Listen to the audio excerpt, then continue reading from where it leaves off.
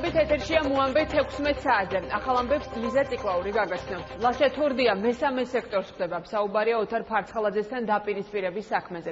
აუდიტის სამსახურში 15-მდე არასამთავრობო ორგანიზაციის წარმომადგენელი იმყოფება. დეტალებს ხათუნა გაგნიძე პირდაპირ ეთერში გაგვაცნობს. ხათუნა, გისმენთ.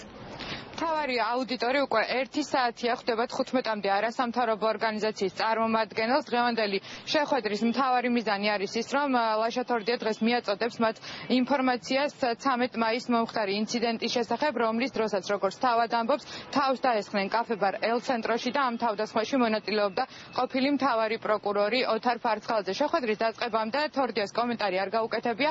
არასამთავრობო ორგანიზაციებმა კი აღნიშნეს, რომ მომხდარი ინციდენტის შესახებ დაწყებულ გამოძიებასთან გარკვეული შენიშვნები და შეკითხვები აქვთ. საერთაშორისო გამჭვირვალობა საქართველოს წარმომადგენლის ეკა გიგაურის თქმით, ამ პროცესებში მთავარი საკითხი ის არის, რა ურთიერთობა აქვს ოთარ ფარცხალაძის კომპანიას მერიასთან, რომლის შესახებაც აუდიტის სამსახური მოკვლევას აწარმოებს.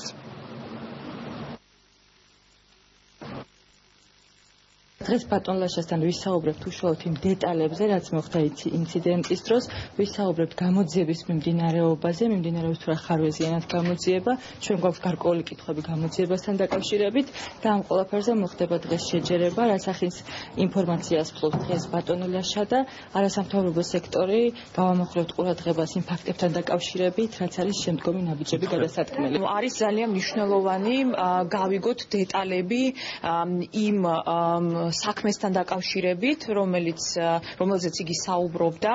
მე გულისხმობ ამ შემთხვევაში მერიაში მიმდინარე, ასე ვთქვათ, მოვლენებს და იმ პრობლემატურ საკითხებს, რომელსაც სწავლობდა აუდიტის სამსახური და სად ფიგურირებს და რა ფორმით ფიგურირებს ამ ყველაფერში ბატონი ფარცხალაძის კომპანია. ეს არის ამ საქმეში ყველაზე მნიშვნელოვანი საკითხი და ვფიქრობ, რომ ამ საკითხიდან ჩვენ სხვა საკითხზე არ უნდა გადავიტანოთ ჩვენი ყურადღება, რადგანაც ეს არის პირდაპირ დაკავშირებული ამ ინციდენტთან. შეხვედრა სავარაუდოდ უკვე რამდენიმე წუთში დასრულდება, რომლის შემდეგაც მთავარი აუდიტორი უკვე უპასუხებს ჟურნალისტების შეკითხვებს და სავარაუდოდ დღეს გახდება ცნობილი, რა კომპრომატები არსებობს ყოფილ მთავარ პროკურორზე, ან რა ინფორმაცია მოიპოვა მოკვლევის შედეგად აუდიტის სამსახურმა, რომელშიც ფიგურირებს ოთარ ფარცხალაძის კომპანია. მადლობა ხათუნა, ეს ხათუნა გაგნიძე.